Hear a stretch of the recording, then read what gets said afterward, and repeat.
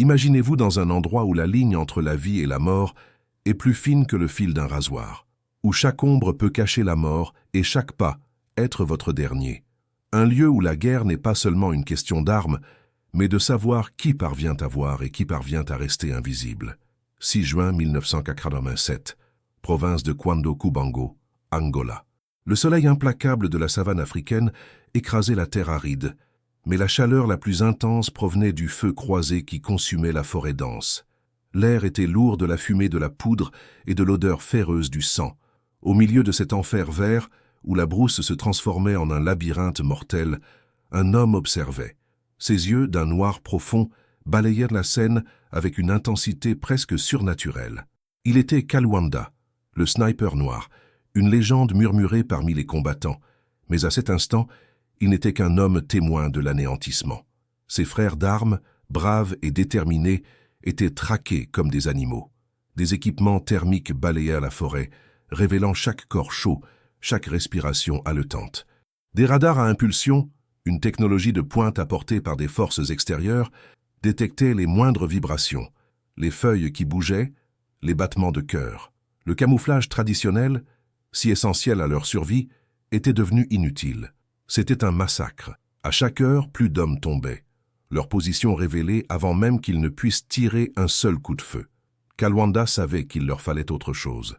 Quelque chose de radical, quelque chose qui défierait la nature même de la détection.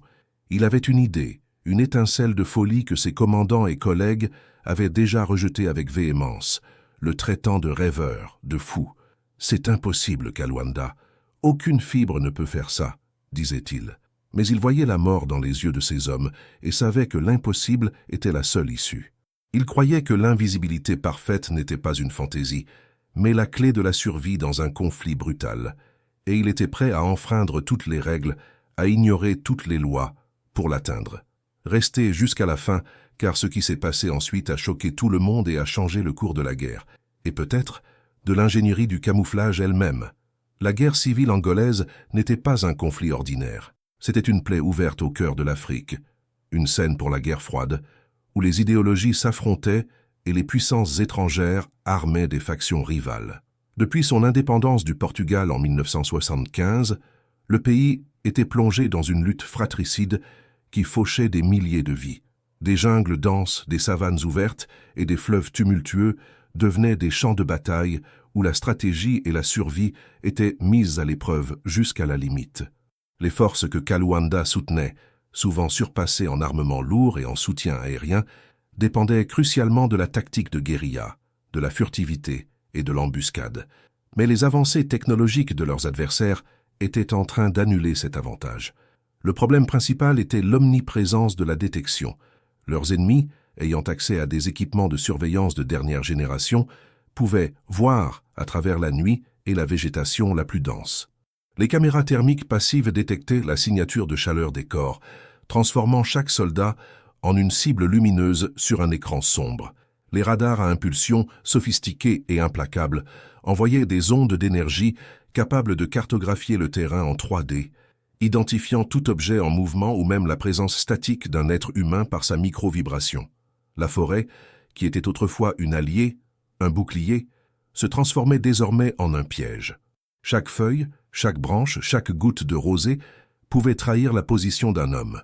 Les solutions conventionnelles échouaient lamentablement. Les filets de camouflage en fibres naturelles ou synthétiques, conçus pour se fondre visuellement dans l'environnement, étaient inutiles contre les capteurs thermiques. Les peintures faciales et les uniformes à motifs disruptifs, efficaces contre l'œil humain, brillaient comme des phares dans le spectre infrarouge. Les soldats tentaient ce tout. Ils se couvraient debout, s'enterraient sous le feuillage, mais la technologie ennemie était impitoyable. La menace était mortelle. Les opérations de reconnaissance devenaient des missions suicides. Les embuscades étaient découvertes avant d'être exécutées. Les forces de Kalwanda étaient démoralisées, leurs tactiques traditionnelles démantelées, et chaque jour, plus de territoires étaient perdus, plus de vies étaient sacrifiées. La nécessité d'une solution à cette vulnérabilité était plus urgente que la nourriture ou les munitions elles-mêmes. C'était la nécessité de devenir invisible, d'effacer sa propre existence aux yeux de l'ennemi technologique. Et c'est cette nécessité qui a poussé un homme et son idée folle aux limites du possible et de l'interdit. Kalwanda n'était pas un soldat ordinaire, ni un scientifique ou un ingénieur, du moins pas au sens formel, dicté par les livres occidentaux. Né dans les profondeurs d'un village reculé de la province du Kwando Kubango, il a grandi non pas parmi des graphiques et des équations, mais sous le soleil impitoyable de la savane, apprenant les secrets de la terre, les rythmes de la brousse, le murmure du vent. Son éducation lui venait de l'observation aiguisée du chasseur, de la patience du traqueur, de la capacité innée de lire l'environnement comme un livre ouvert. Il connaissait chaque sentier, chaque type de feuille, chaque son que le vent faisait en passant à travers les arbres. Ses yeux ne voyaient pas seulement ce qui était là, mais ce qui n'y était pas, ce qui se cachait, ce qui bougeait dans l'ombre. Avant même la guerre, il était connu pour sa capacité à disparaître, à se déplacer sans être détecté, comme un fantôme parmi les vivants. C'était une compétence qui faisait de lui un sniper d'élite. Mais maintenant, face à la technologie que possédaient ses ennemis, même cette maîtrise était remise en question. Ses commandants, des hommes entraînés dans des académies militaires avec des stratégies conventionnelles, voyaient en lui un talent brut mais imprévisible. Lorsque Kalwanda commença à divaguer sur effacer sa propre signature thermique ou déformer les ondes radar, il secouait la tête. « Kalwanda, tu es un maître avec le fusil, mais tu n'es pas un sorcier, disait-il, avec un mélange de respect et d'exaspération. C'est leur technologie, on ne peut pas la combattre avec de la magie. » Il le traitait de fou, de rêveur, de l'homme qui parlait aux arbres. Mais Kalwanda ne parlait pas aux arbres. Il comprenait les arbres, la terre, et comment la lumière et la chaleur interagissaient avec eux. Il voyait des motifs où d'autres ne voyaient que le chaos, et une solution où d'autres ne voyaient que l'inévitabilité de la défaite. À chaque rapport de perte, à chaque corps d'un frère d'armes ramené, la conviction de Kalwanda se renforçait. La réponse n'était pas dans plus d'armes, mais dans une nouvelle forme d'invisibilité. L'idée, lorsqu'elle se cristallisa enfin dans son esprit, était aussi audacieuse que profane. Il ne s'agissait pas de camouflage au sens traditionnel, des couleurs et des motifs qui trompaient l'œil. Il s'agissait d'annuler, d'effacer la présence. Kalwanda se souvint d'anciennes histoires racontées par son grand-père à propos d'un minerai rare, trouvé dans les profondeurs d'une caverne interdite, un lieu que les anciens craignaient et vénéraient. On disait que ce minerai, lorsqu'il était traité de certaines manières, était capable de avaler la lumière et de faire taire le son. Une légende peut-être. Mais l'esprit de Kalwanda y voyait une science cachée dans la superstition. Il appela cette substance dans son esprit le ombre noire. Le ombre noir ne serait pas seulement un pigment ou une fibre, ce serait un composite, un amalgame d'éléments. Kalwanda imaginait une fusion d'une poudre ultra fine de ce minerai légendaire, une sorte de graphite naturel aux propriétés électromagnétiques anormales, presque mystiques, avec des fragments microscopiques d'alliages métalliques spéciaux, récupérés des restes d'équipements électroniques ennemis détruits. Il avait besoin de quelque chose qui pourrait absorber la chaleur avec une efficacité sans précédent et en même temps disperser les ondes radar de manière chaotique, empêchant la signature de revenir au capteur. Le interdit ne venait pas seulement de la légende de la caverne, mais du fait que la manipulation de ces éléments, en particulier les vestiges métalliques des équipements ennemis, était considérée comme une violation des lois de la guerre, une appropriation de technologie qui, entre de mauvaises mains, pourrait avoir des conséquences imprévisibles. De plus, le processus même d'extraction du minerai de la caverne était dangereux, et la croyance populaire disait qu'il apportait malchance ou même folie à quiconque osait le perturber. Kalwanda commença à travailler en secret, loin des regards sceptiques de ses supérieurs. Son atelier était une tente de fortune, éclairée par une lampe à pétrole, où il écrasait, mélangeait et testait. Il utilisait des outils rudimentaires, un pilon et un mortier faits de pierres locales, un réchaud à bois pour chauffer et fondre, et sa propre intuition comme guide. Les matériaux étaient rares, et chaque tentative était un risque. Il avait besoin de résine naturelle pour lier les composants, et il la trouva dans la sève de certains arbres de la savane, la mélangeant à la poudre sombre. Les premiers échantillons étaient rudimentaires, mais Kalwanda sentait qu'il était sur la bonne voie.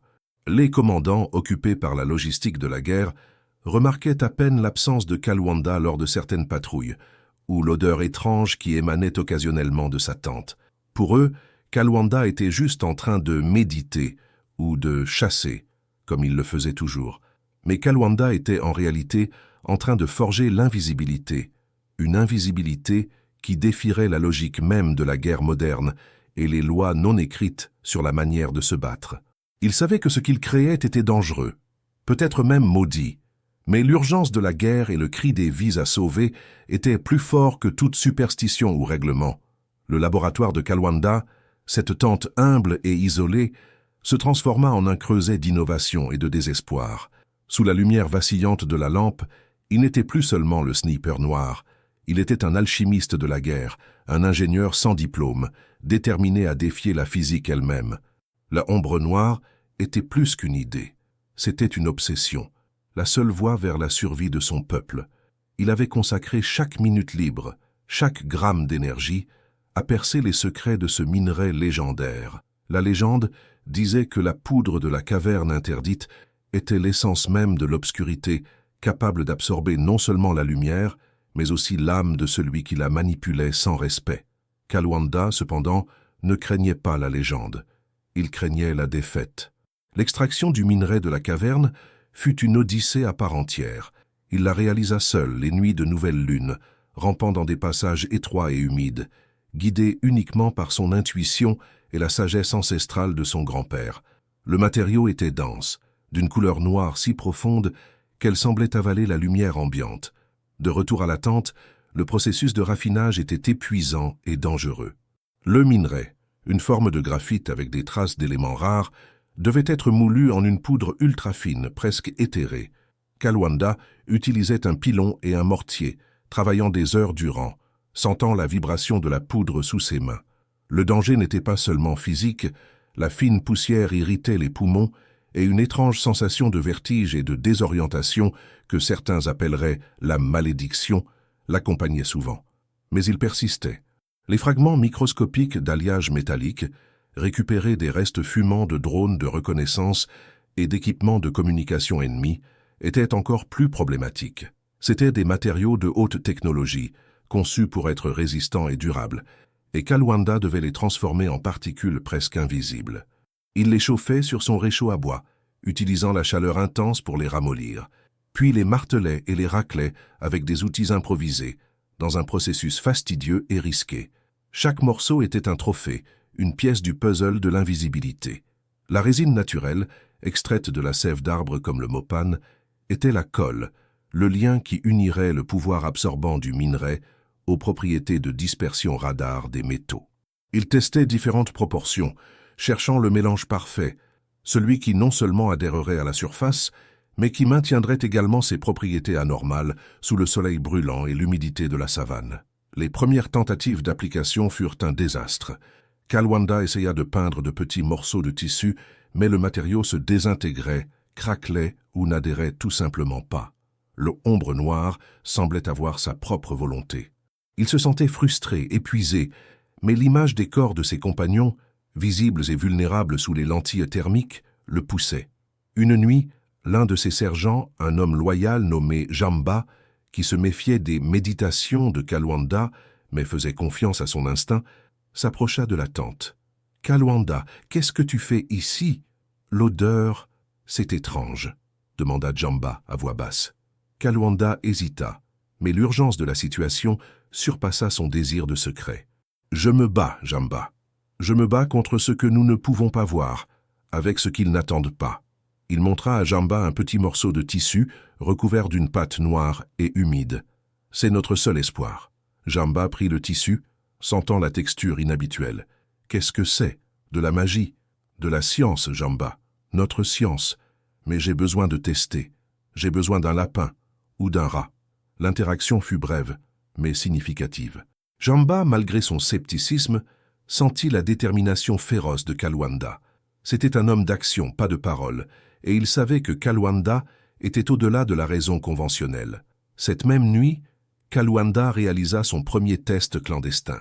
Il appliqua l'ombre noire sur un piège de chasse, une petite cage en métal qui serait normalement facilement détectable par n'importe quel capteur.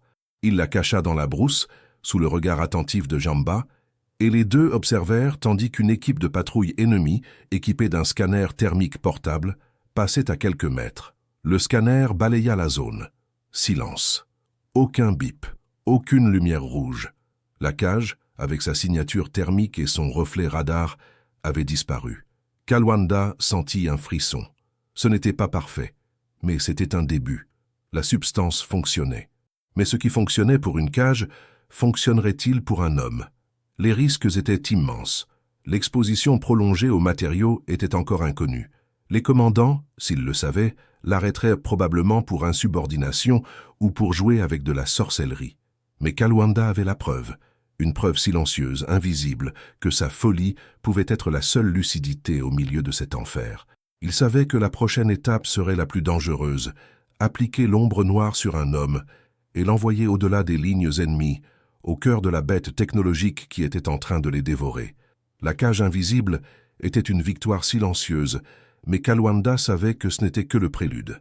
La véritable preuve de l'ombre noire ne serait pas sur un objet inanimé, mais sur un être humain, sur un champ de bataille où une erreur signifiait la mort. La prochaine étape, la plus audacieuse et dangereuse, serait de tester la substance sur lui-même. Il ne pouvait demander à aucun de ces hommes de risquer sa vie et sa santé mentale avec quelque chose d'aussi inconnu, d'aussi interdit. La légende de la caverne, l'étrange vertige qui l'accompagnait lors de la manipulation de la poudre, l'odeur particulière qui imprégnait sa tente, tout cela pesait sur son esprit, mais le cri des vies à sauver était plus fort que toute superstition ou peur personnelle. Cette même nuit, sous la faible lumière de sa lampe, Kalwanda commença le processus. Il mélangea une nouvelle fournée de ombre noire, cette fois avec une résine plus flexible pour permettre une plus grande mobilité. Avec un pinceau improvisé fait de poils d'animaux, il appliqua la pâte sombre sur sa peau, sur son uniforme de combat. La sensation était étrange. La substance était froide et épaisse, et l'odeur terreuse, presque métallique, pénétrait ses narines. En séchant, elle formait une couche mince et adhérente, d'un noir si profond qu'elle semblait absorber la lumière elle-même. Il sentit une légère démangeaison, un inconfort, mais ignora. Ce qui importait était le résultat. Son premier test humain fut une incursion clandestine. Il choisit une zone proche d'un poste d'observation ennemi, connu pour sa vigilance implacable et pour être patrouillé par des soldats équipés des plus récents scanners thermiques et radars à impulsion. Kalwanda se déplaça comme une ombre, sentant à chaque pas le poids de l'attente et la peur de l'inconnu. Il rampa à travers la végétation basse, son corps couvert par l'ombre noire qui, espérait-il, le transformerait en fantôme. La tension était presque insupportable. À un certain moment, il vit la lumière rouge d'un scanner thermique balayer la brousse, passant à quelques centimètres de son corps. Kalwanda s'arrêta, retenant sa respiration, le cœur battant comme un tambour. Le faisceau de lumière continua sans hésitation. Ensuite, il entendit le bourdonnement subtil d'un radar à impulsion. Il sentit l'énergie des ondes balayer sa position, mais le silence de l'équipement ennemi persista. Aucune alarme, aucune détection. C'était comme s'il n'était pas là. Une euphorie froide mêlée d'une terreur primitive parcourut ses veines. Il était en train de devenir invisible. Cependant, la perfection était encore loin. L'ombre noire se montrait efficace pour annuler les signatures, mais elle avait ses limites. La couche séchait et commençait à craquer avec des mouvements brusques, révélant de petites portions de son uniforme original. La transpiration sous le soleil brûlant faisait couler le matériau à certains endroits, compromettant la couverture. Kalwanda passait des heures à nettoyer et à réappliquer, épuisé, mais déterminé. À chaque échec, il apprenait, raffinant la formule, ajustant la proportion de résine, cherchant une adhérence et une flexibilité qui supporteraient les rigueurs du combat. L'opposition ne venait pas seulement de la physique ou de la technologie ennemie. Jamba, le sergent loyal, avait remarqué les étranges absences de Kalwanda et l'odeur persistante qui l'accompagnait désormais. Il voyait les marques sombres sur la peau de Kalwanda, les vêtements tachés. « Kalwanda, qu'est-ce que tu te fais à toi-même? On dirait que tu sors des profondeurs de la terre », demanda Jamba, l'inquiétude dans sa voix supplantant le respect. « Je vois des résultats, mais à quel prix ?»« Le prix de la survie, Jamba, » répondit Kalwanda, ses yeux fixes, fatigués mais ardents. « Nous ne pouvons pas nous permettre d'avoir peur de ce que nous ne comprenons pas. Ils nous chassent comme des animaux. C'est notre seule chance. » Jamba, homme de foi et de tradition, voyait l'ombre noire avec un mélange de fascination et de répulsion. Il craignait que Kalwanda ne joue avec des forces qu'il ne comprenait pas, que la magie de l'invisibilité puisse coûter plus cher que la vie elle-même. Les anciens parlent d'esprit de l'ombre, Kalwanda, de choses qui effacent l'âme autant que le corps. Kalwanda savait que si ses commandants apprenaient la vérité sur le ombre noir, les matériaux récupérés des équipements ennemis, la désobéissance aux règles tacites de conduite, il serait sévèrement puni. Il le traiterait de fou à nouveau, peut-être même de traître pour avoir utilisé quelque chose d'aussi inapproprié. Mais la pression du temps était écrasante. Chaque jour d'indécision signifiait plus de pertes, plus de territoires cédés. Kalwanda était à la frontière entre l'ingéniosité et l'hérésie, poussé par le besoin désespéré de renverser la situation. Il devait prouver que sa folie était en fait la seule lucidité dans le chaos de la guerre. La prochaine étape serait le test définitif, non seulement pour l'ombre noire, mais pour l'acceptation même de l'impossible. Les limitations pratiques de l'ombre noire en combat réel étaient un obstacle aussi formidable que la technologie ennemie elle-même. Le soleil impitoyable de la savane angolaise était un ennemi silencieux. La chaleur faisait ramollir la résine, et la pâte sombre commençait à couler, formant des taches qui brisaient l'invisibilité parfaite. L'humidité de la brousse, surtout après les pluies soudaines qui transformèrent le sol en boue, lavait des parties du composé, révélant le contour d'un corps là où il n'y avait avant que de l'air. Les mouvements brusques, le fait de ramper au sol pour éviter la détection visuelle, ou le frottement constant de l'équipement de combat, faisaient se détacher la couche noire en flocons, laissant une traînée subtile, mais détectable, et exposant la signature de Kalwanda. Chaque fissure dans le sombre noir était une brèche pour la mort. Outre les défauts d'application, Kalwanda commença à ressentir les effets physiques de l'exposition prolongée. Le vertige, qui n'était qu'occasionnel, devenait maintenant plus constant, accompagné de maux de tête lancinants. Sa peau le démangeait sans cesse, et ses yeux, autrefois si perçants, semblaient plus sensibles à la lumière vive, rendant difficile la visée précise qui l'avait rendu légendaire. L'odeur terreuse et métallique du matériau imprégnait ses vêtements et sa propre peau, un rappel constant de sa transgression. Il semblait plus maigre, ses yeux plus cernés, l'ombre d'un homme consumé par son obsession. Jamba, plus que sceptique, était maintenant ouvertement préoccupé.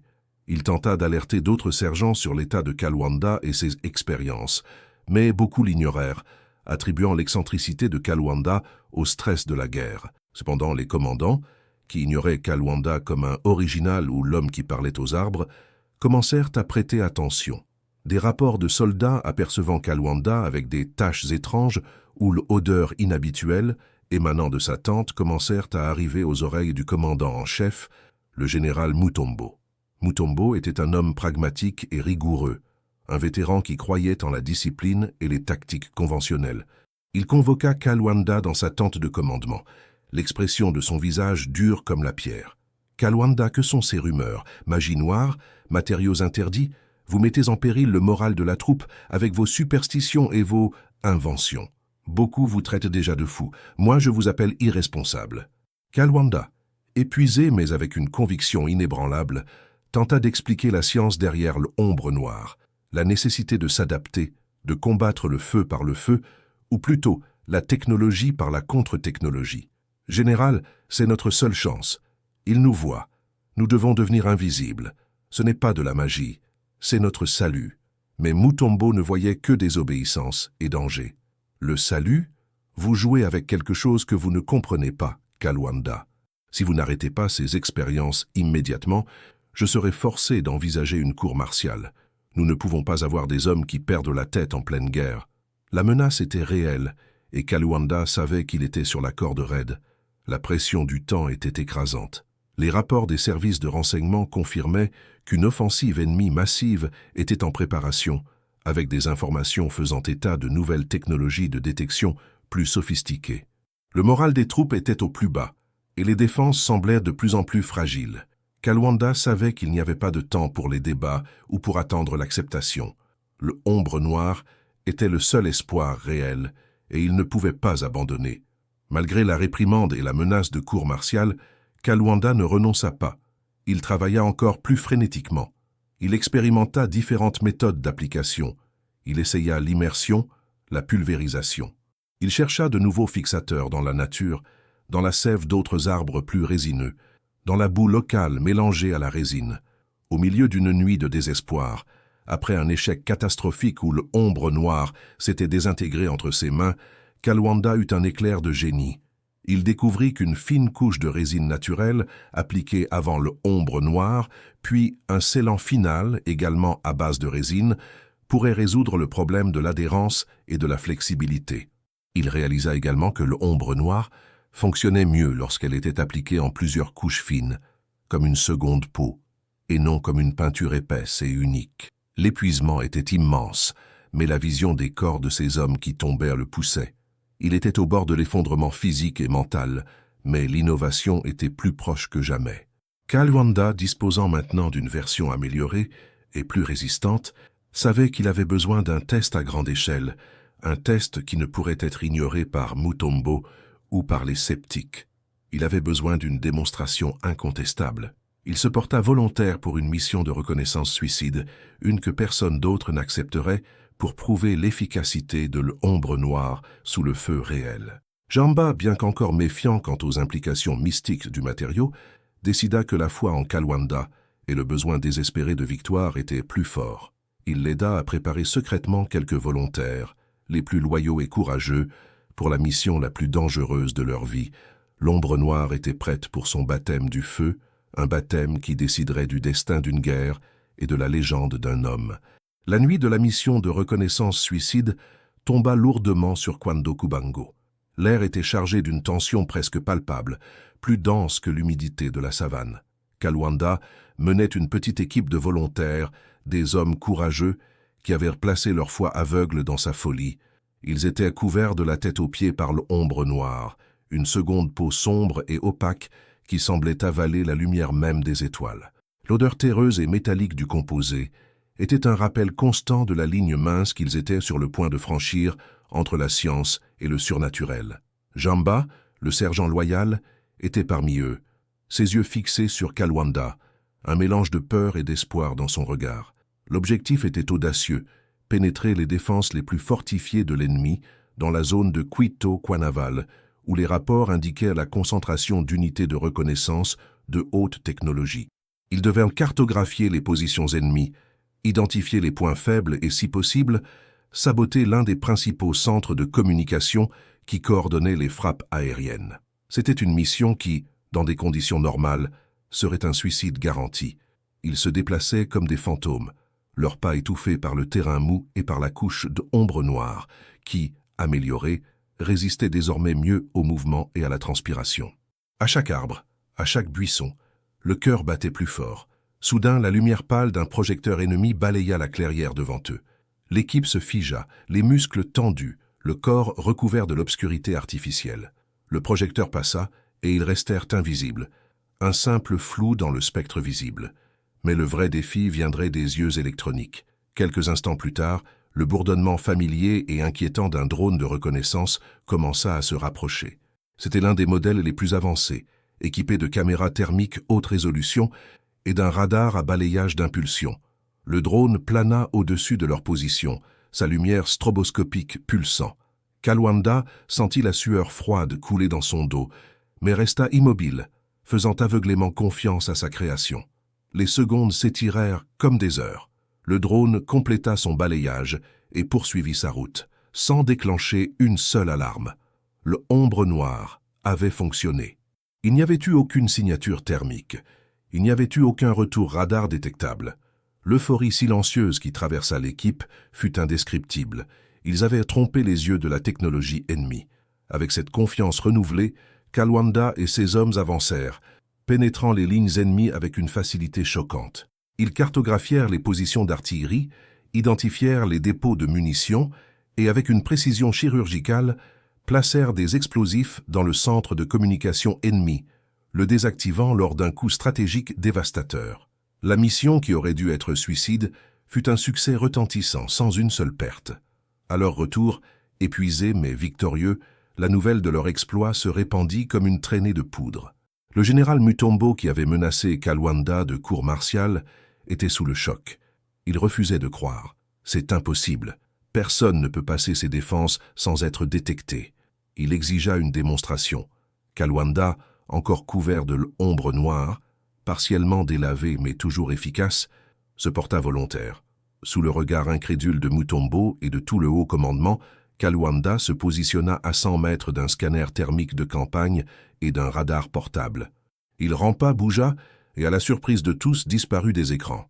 Le général Mutombo, un homme de fer, resta sans voix. « Kalwanda » parvint-il finalement à articuler, la voix étranglée par un mélange de stupeur et de culpabilité. « Je vous ai traité de fou, je vous ai menacé, et vous nous avez donné l'invisibilité. Le Ombre Noire n'a pas seulement sauvé la mission, elle a changé l'équilibre des forces dans la guerre. L'offensive ennemie qui était en préparation pour Cuitokwana Valley fut désorganisée et retardée, donnant aux forces de Kalwanda un temps précieux pour se regrouper et contre-attaquer.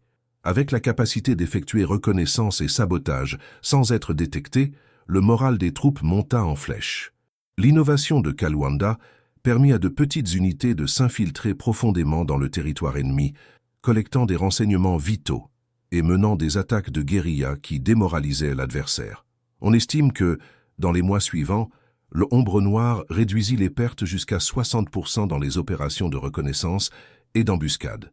Le général Mutombo, désormais un fervent défenseur, ordonna la production de masse de l'Ombre Noire, bien que le processus restât rudimentaire et clandestin.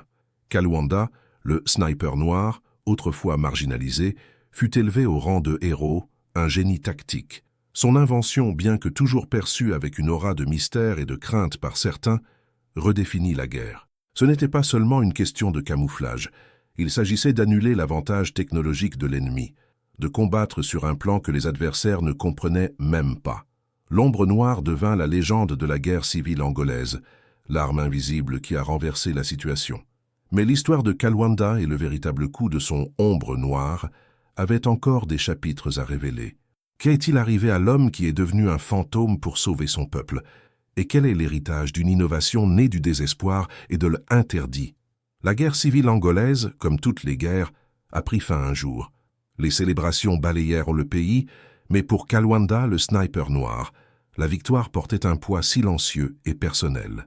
L'homme qui était devenu un fantôme pour sauver son peuple ne pouvait pas simplement revenir à la lumière. Les vertiges devinrent plus fréquents, les maux de tête plus aigus. Sa peau, autrefois résistante, était maintenant une toile de cicatrices et de taches sombres, une carte des batailles livrée non seulement sur le champ de combat, mais à l'intérieur de son propre corps. Ses yeux, qui avaient vu l'invisible, brûlaient désormais sous la lumière du soleil, et le silence de la paix était parfois plus assourdissant que le grondement des canons. Kalwanda ne chercha pas la gloire. Il refusa médailles et honneurs publics, conscient que l'Ombre Noire était une invention née d'une nécessité extrême et de matériaux qui frôlaient le interdit par les lois internationales sur l'armement. Il estimait que la véritable récompense était la fin du conflit, la chance pour son peuple de reconstruire. Il retourna dans son village natal, à la vie simple d'où il venait, un mécanicien silencieux qui réparait des moteurs et des outils, mais qui portait en lui l'ombre d'une légende. Jamba, son sergent loyal, fut l'un des rares à rester à ses côtés, témoin silencieux du sacrifice et des conséquences. Le Ombre Noire, bien que fondamental pour la victoire, ne fut jamais répliqué à grande échelle de manière conventionnelle. Après la guerre, le matériau fut classé à très haut risque et son usage sévèrement restreint. Les scientifiques qui tentèrent de percer ses secrets, basés sur les récits et les échantillons rudimentaires de Kalwanda, trouvèrent une complexité qui défiait la compréhension de l'époque et, plus important encore, les effets secondaires biologiques étaient inacceptables pour toute utilisation continue en masse. La connaissance de la caverne, l'origine interdite de la poudre et le mystère autour de sa composition exacte firent que l'Ombre Noire fut gardé dans des archives ultra-secrètes, un témoignage de l'ingéniosité du désespoir, mais aussi un rappel du coût de la transgression. Aujourd'hui, l'histoire de Kalwanda, le sniper noir, est murmurée en Angola comme une légende. Son invention, le Ombre Noire, demeure un jalon sombre et brillant de l'ingéniosité humaine sous pression. Elle nous apprend que les grandes idées peuvent surgir des endroits les plus improbables, des esprits les plus fous, et que la véritable innovation exige souvent de briser les règles, d'oser aller au-delà de ce qui est considéré comme acceptable. Mais elle nous rappelle aussi le prix de la victoire, le prix de la survie, et le prix que le corps et l'âme paient lorsque l'on embrasse l'inconnu, le dangereux, le interdit. La pertinence moderne de l'histoire de Kalwanda est indéniable. Dans un monde où la technologie de surveillance progresse sans cesse, la quête de l'invisibilité, de l'annulation de la signature, continue. Mais la leçon la plus profonde concerne la résilience de l'esprit humain, le courage d'un individu de défier le scepticisme et les interdictions au nom d'un bien supérieur. Kaliwanda, l'homme qui est devenu une ombre, nous a laissé un héritage qui va au-delà du camouflage, une réflexion sur la moralité de la guerre, les limites de la science et la capacité infinie de l'esprit humain à trouver des solutions là où il n'y a que des espoirs. Et vous, seriez-vous prêt à payer le prix pour voir l'invisible, pour devenir l'invisible? L'histoire de Kaliwanda résonne, un rappel que, parfois, la folie est la seule lucidité dans un monde en flammes.